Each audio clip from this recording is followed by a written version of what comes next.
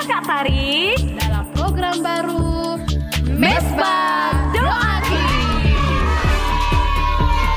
Di sini kita berkumpul dari setiap suku dan bangsa. Di Mesbah Doa Kids kita bersama untuk memuji Tuhan.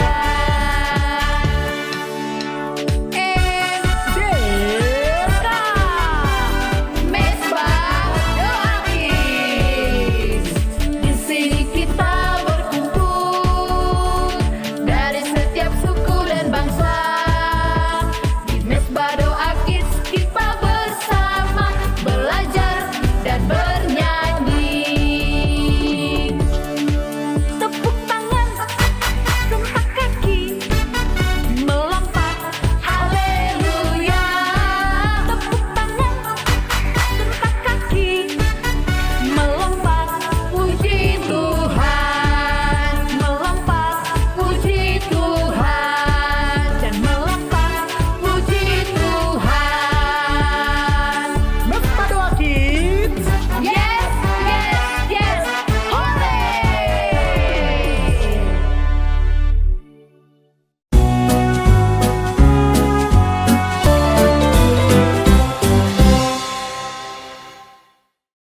Shalom adik-adik, jumpa lagi bersama Kakak Tika Dan Kakak Tari di Mesbah Doa Kids. Wow, apa kabar nih adik-adik semua yang ada di rumah? Pastinya semuanya sehat ya, dan selalu bahagia, bersuka cita bersama keluarga semuanya. Kak Tari, bagaimana kabarnya Kak Tari? Puji Tuhan, Kak Tari sehat dan luar biasa Kak Tika. Kalau Kak Tika gimana? Puji Tuhan, Kak Tika juga bersuka cita dan selalu berbahagia bersama dengan Tuhan. Puji Tuhan. Oke adik-adik, nah kita jumpa lagi di episode kali ini. Kita akan mendengarkan cerita. Seperti biasa kita akan belajar lagi. Kira-kira hari ini kita mau belajar soal apa ya? Tapi sebelum kita belajar bersama, kita akan berdoa. Oke adik-adik, nah sekarang kita akan berdoa ya sebelum kita mendengarkan cerita pada hari ini.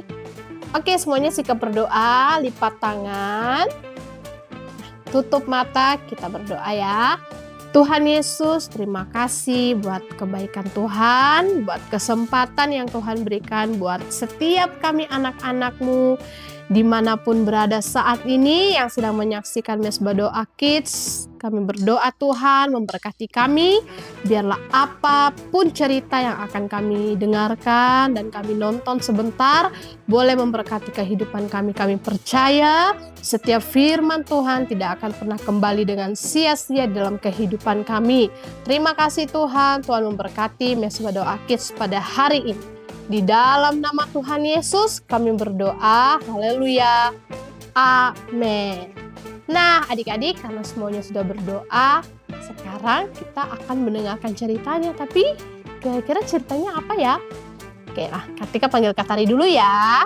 Nah, udah ada Kak Tari nih adik-adik, langsung saja ya kita tanya. Kak Tari, hari ini kita mau belajar soal apa sih Kak Tari? Nah Kak Tika, kita mau lanjutkan belajar tentang murid-murid Tuhan Yesus Kak Tika. Kemarin kita udah belajar juga tuh adik-adik. Karena murid Tuhan Yesus kan ada 12 ya adik-adik ya. Kita udah belajar 4. Nah, hari ini yang kelima Kak Tari. Kita akan belajar dari 2 orang murid yang dipanggil dan dipilih Tuhan Yesus Kak Tika. Wow.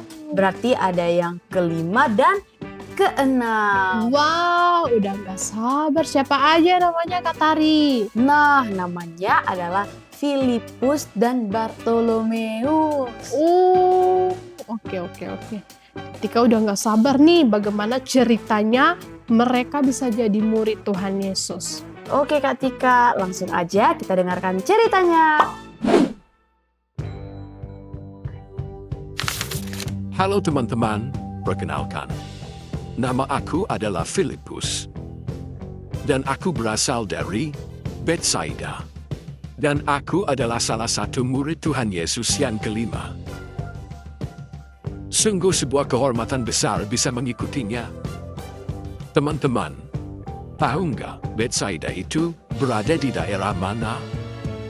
Betsaida adalah kota kuno yang terletak di tepi Danau Galilea dan sering disebut rumah nelayan. Di Betsaida, Tuhan Yesus mengadakan banyak mujizat. Salah satunya adalah saat Yesus memberi makan 5.000 orang. Dan di saat itulah Tuhan Yesus datang memilihku untuk menjadi salah satu bagian dari muridnya.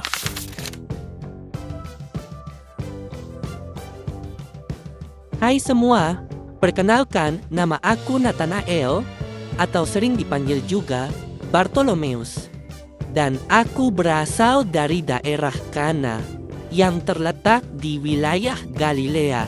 Dan Tuhan Yesus pun memanggilku sebagai muridnya di saat Filipus mengajakku untuk melihat Yesus.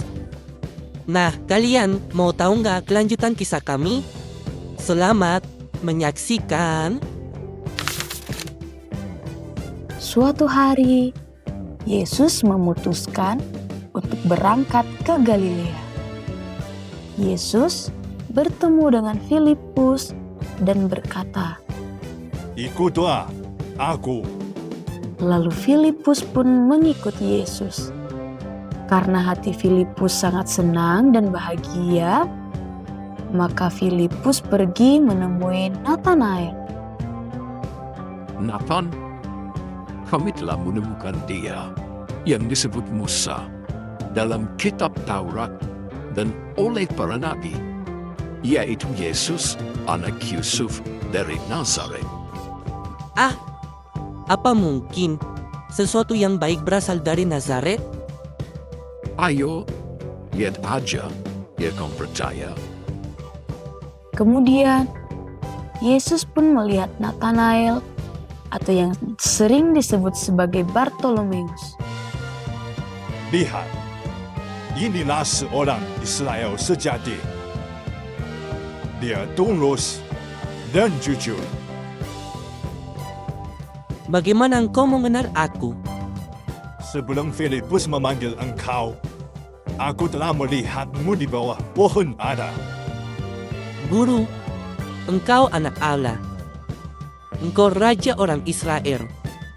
Apa karena aku berkata bahwa aku telah melihatmu di bawah pohon ara maka engkau percaya? Maka sejak saat itu, Filipus dan Bartolomeus mengikuti Yesus dan menjadi murid Tuhan Yesus. Wah, keren banget ya ceritanya Kak Tari. Ternyata Filipus juga melakukan seperti yang Andreas lakukan. Iya Kak Tika, benar banget. Terdapat persamaan mereka ya Kak Tika. Iya. Kira-kira Kak Tari. persamaannya di mana nih Kak Tika kalau Kak Tika mendengarkan dan melihat cerita tadi? Nah, kalau Kak Tika lihat, kan kalau Andreas itu kan dia ketika bertemu Tuhan Yesus, dia mengajak Simon Kak Tari. Nah, persamaannya Filipus juga begitu. Ketika dia berjumpa dengan Tuhan Yesus, Filipus juga mengajak Bartolomeus untuk mengenal Tuhan Yesus. Kerennya sama loh adik-adik. Wow, benar banget Kak Tika. Itu dia persamaannya. Nah, di sini kita diingatkan kembali Kak Tika dan adik-adik semua yang dimanapun berada. Kita diingatkan kembali supaya ketika kita mengenal Yesus, kita memberitakan tentang kebaikan Yesus kepada banyak orang dan mengajak banyak orang untuk mengenal dan bertemu dengan Tuhan Yesus. Amin Kak Tari. Jadi adik-adik, jadilah anak-anak yang suka menceritakan tentang Tuhan Yesus. Ayo kita sama-sama menceritakan kebaikan Tuhan Yesus kepada keluarga kita, kepada saudara-saudara kita, kepada teman-teman kita di sekolah. Adik-adik bisa mulai berkata dan bilang kepada teman-teman atau dimanapun, siapapun yang adik-adik temui, katakan, Tuhan Yesus baik, Tuhan Yesus mengasihimu. Amin. Jadi adik-adik, dimanapun kita berada, kita udah kenal Tuhan. Jadi tugas kita harus memperkenalkan Tuhan Yesus juga kepada banyak orang. Amin. Supaya semakin banyak orang yang percaya dan Kepada- menerima keselamatan dari Amin. Tuhan Yesus. Yes, amin. Benar banget, Kak Tari. Ayat hafalan hari ini terdapat di dalam kitab Yohanes pasal 14 ayat 6. Kata Yesus kepadanya, "Akulah jalan dan kebenaran dan hidup. Tidak ada seorang pun yang datang kepada Bapa kalau tidak melalui." Amin. Baiklah adik-adik semua, sampai sini dulu ya untuk cerita di episode kali ini. Tuhan Yesus Memberkati. Bye-bye.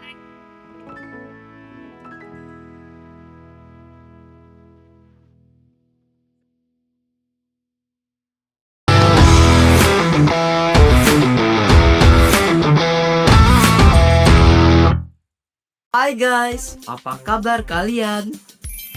Baik? Oke, selamat datang kembali di Mesbah Doa Kids bersama dengan Ben. Kali ini kita akan membahas mengenai ketaatan. Kalau kamu sayang sama aku, lakukan apa yang aku ajarkan dari Yohanes 14 ayat 15. Guys, pernah nggak kalian menjatuhkan barang di toko atau supermarket? Aku sih pernah. Dari kecil, mamaku selalu bilang, hati-hati ya Ben, jangan sentuh barang. Kalau kamu sentuh barang ya bisa jatuh, terus pecah. It's like you pay it if you break it. Ya kadang mengganggu di telinga kita ya, tapi semua mama tuh mengingatkan bukan karena cerewet, tapi karena sayang. Yes, right. Tuhan Yesus juga begitu. Tuhan Yesus memberikan kita aturan bukan membuat kita susah, tapi karena Tuhan sayang dan mau menjaga kita. Kalau kamu sayang sama aku, lakukan apa yang kau ajarkan dari Yohanes 14 ayat 15. Jadi kalau kita sayang Tuhan Yesus, kita belajar untuk taat. Nah, pernah nggak kalian main game tapi tidak mau mengikuti aturan? Ya biasanya gamenya jadi error, tidak bisa naik level atau kalah langsung ya. Terus ya hidup kita juga seperti game. Life is just like a game. Tuhan Yesus sudah kasih aturan main bukan supaya kita ribet, tapi supaya hidup kita aman, level up, bertumbuh, dan victory, menang. Terus ada contoh ceritanya dari Alkitab. Ada yang bisa tebak? Ya, benar. Daud. Daud itu adalah raja yang hebat, tapi dia tidak sombong. Waktu orang Filistin datang menyerang, Daud tidak langsung maju perang dengan kekuatannya sendiri. Tapi Daud bertanya dulu kepada Tuhan, apakah aku harus maju melawan orang Filistin? Apakah Tuhan akan menyerahkan mereka ke tanganku? Lalu Tuhan menjawab bahwa Daud boleh maju dan Tuhan akan memberikan kemenangan. Daud memutuskan untuk taat. Ia mengikuti perintah Tuhan dan akhirnya Daud menang. Tapi setelah itu orang Filistin datang menyerang ia lagi. Tetapi Daud tidak sok tahu. Ia bertanya lagi kepada Tuhan. Setelah itu Tuhan memberikan strategi yang berbeda, yaitu Daud harus memutar dari belakang dan menunggu tanda dari Tuhan lagi. Itu contoh ceritanya dari Alkitab.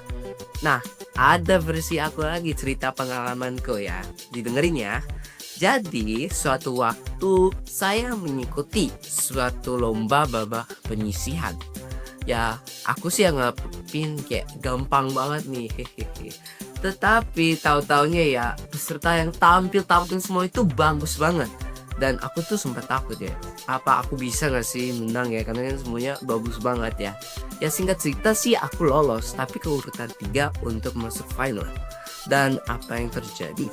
Ketika suatu waktu mau bobo siang, ada mama papa yang tiba-tiba katakan, Ben, coba deh kamu ganti cara penyajian kamu dengan strategi baru. Dan saat itu papa mama pun sama aku sepakat untuk latihan dengan cara penyajian baru ini. Dan setelah itu datanglah harinya yang aku mau tampil. Semua tuh peserta yang tampil tuh bagus banget. Aku sih sempat berserah ya kepada Tuhan ya, akan aku bisa menang atau enggak.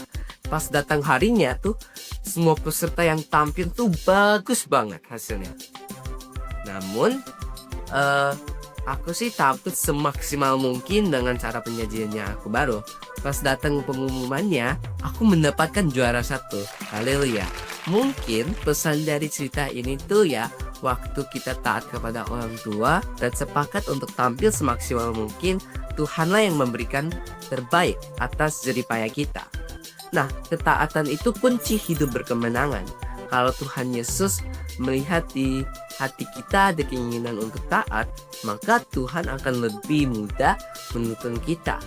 Kita juga akan lebih mudah mengerti apa yang Tuhan mau dalam hidup kita. Amin. Setelah itu, ya mari kita doa ya. Oke. Tuhan Yesus ajarin kami untuk taat bukan karena terpaksa, tapi karena kami percaya Engkau mengasihi kami. Tolong kami memilih yang benar hari ini. Amin. Oke, stay tuned guys. Bye. See you next time.